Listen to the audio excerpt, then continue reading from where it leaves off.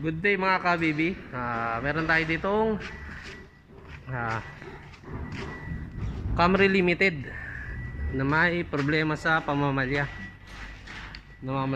Namamalya siya. Ayan. Anyways, isang Camry.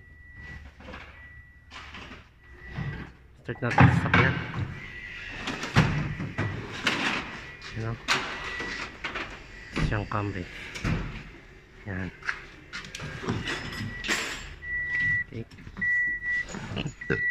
Ay, sorry. Start. Ayan. May check engine siya. Pero namamalas yan. Nanginginig. Dito tayo sa hood.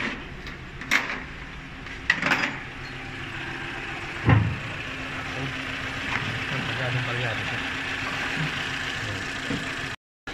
And guys, kita nyo namamalya siya. Pagka mag-check kayo ng ng coil, kung may problema yung coil o yung mismong ang tawag dito, piston, coil, injector, ganito gawin nyo para madali. Yan. Yan. Tanggalin nyo isa-isa. Yan. Kaya may reaction, nakikita nyo? Ibig sabihin gumagana siya. Balik natin. Tapos sugutin nyo ulit. Isa. Patong pangatlo. Kaya may reaction. Halos mamatay. Ibig sabihin okay din siya. Ito pangalawa. O walang reaction.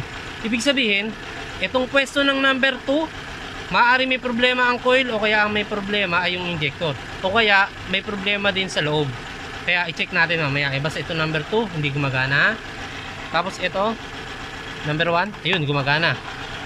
Ngayon, tingnan natin kung may kuryente sa yung mismong coil. Kasi nga, yung number 2 na coil, walang reaction. Okay? Try din natin hugutin yung injector sa likod.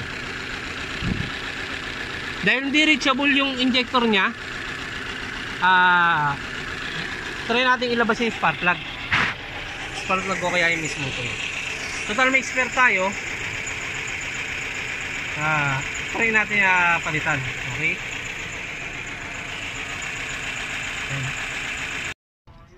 Yan guys, bunutin natin yung coil. Tapos check natin sa labas kung may kuryente. Kasi hindi natin ma-reach yung sa injector eh. Okay? Check natin kung okay yung kuryente niya. Kasi mostly yung nagiging problema yung kuryente. Yan. Ano mo mga kahabibi? Yan, start natin yung sasakyan.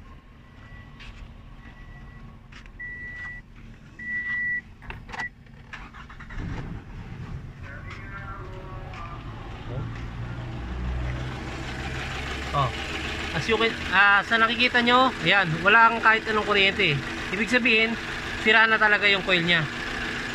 Okay? Ayan, wala siyang kuryente. Ayan, wala oh. Ngayon, palitan natin yung coil. Tapos tingnan natin kung masosolve yung problema.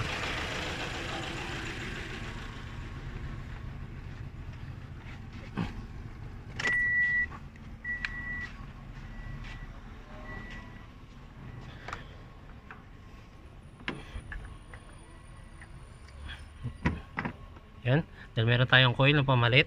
Ayan, try natin palitan. Ayan, tapos testing natin. Okay. Start ulit natin. Ayan, kita nyo? Ayan, okay na siya. Okay na yung, hindi na siya namamalya. Yun lang, sira lang siya ng, yung number 2 na coil. Wala nang kuryenteng lumalabas. Okay? Ayun mga kahabibi, ayun lang. Ganun lang mag-trouble kung wala kayong scanner. Kung wala kayong scanner, ganun lang mag-trouble ng coil. Kung may sirang coil o kaya spark plug o kaya injector. Okay? Thank you for watching. Tapos subscribe na rin po kayo sa channel ko para lagi kayong updated sa mga bagong upload. Maraming salamat. Bye-bye.